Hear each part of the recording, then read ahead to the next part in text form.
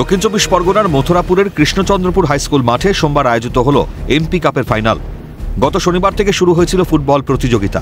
কৃষ্ণচন্দ্রপুর হাইস্কুলের পরিচালন সমিতির সভাপতি মথুরাপুরের তৃণমূল সাংসদ বাপি হালদার সংসদে আয়োজিত এই প্রতিযোগিতার ফাইনাল উপলক্ষে সোমবার সন্ধ্যায় ওই মাঠেই আয়োজন করা হয় জলসার। ফাইনালে খেলা এবং তারপর জলসার জন্য সোমবার দুপুর থেকে মঙ্গলবার ভোররাত পর্যন্ত এক নাগারে তারস্বরে বাজল একাধিক সাউন্ড বক্স এবং মাইক। সোমবার দুপুর থেকে রাতভর উৎসবে মেতে উঠলেন তৃণমূল কর্মী সমর্থকরা, ছিলেন তৃণমূলের একাধিক বিধায়ক, নেতা এবং জেলার পুলিশ অফিসাররাও।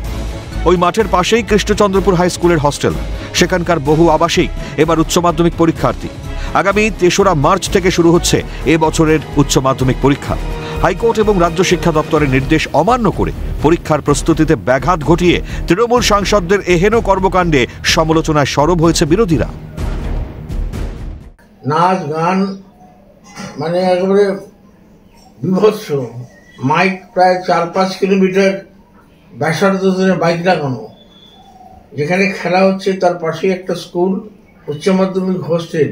তৃণমূলের নেতা নেত্রী এবং সবাই সেই মানে কি বলা যায় মানে অপ্রকৃতিস্থ অবস্থায় নাচ গান অহৈ হুল্লোড় উৎসব এই করে এই সময় উপস্থিত ছিল প্রশাসনের সর্বোচ্চ কর্তারাও, তারাও নিষেধ করলো না। এই ৩ তারিখ থেকে উচ্চ মাধ্যমিক পরীক্ষা শুরু হচ্ছে। এই সময় মাইক বাজানো বিশেষ করে রাতে একেবারে প্রশাসনের দিক থেকে কঠোরভাবে নিষিদ্ধ থাকে।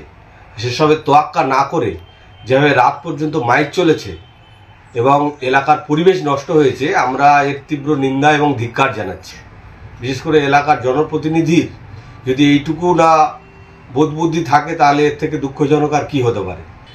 মাননীয় উপপ্রধান জিয়াদ পুরকাইত তিনি মদ্যপ অবস্থায় মঞ্চে উঠে যেভাবে নাচানাচি করেছেন এবং এলাকার মানুষ তার নিন্দা করছে এবং এলাকায় একটা বাজে পরিবেশের সৃষ্টি হয়েছে। তো আমরা কি বলতে পারি, এটা তৃণমূলের কালচার। সাংসদদের অবশ্য সাফাই, পরীক্ষা তো দেরি আছে, অনেক দেরি আছে পরীক্ষা। তার আগে যেটুকু একটা খেলা চলতে গেলে যেটুকু হওয়া দরকার সেগুলোই করা হয়েছে, তার বেশি কিছু হয়নি। প্রশ্ন উঠছে, সামনে উচ্চ মাধ্যমিক পরীক্ষার কথা জেনেও কিভাবে একজন জনপ্রতিনিধি এভাবে সাউন্ড বক্স বাজিয়ে প্রতিযোগিতার আয়োজন করলেন? কেন রাত 10টার পরও চলল জলসা? শাসক দলের নেতা হলেই কি যা খুশি তা করার ছাড়পত্র মিলে যায়? মথুরাপুর থেকে সৈকত ঘোষের রিপোর্ট, ক্যালকাটা নিউজ।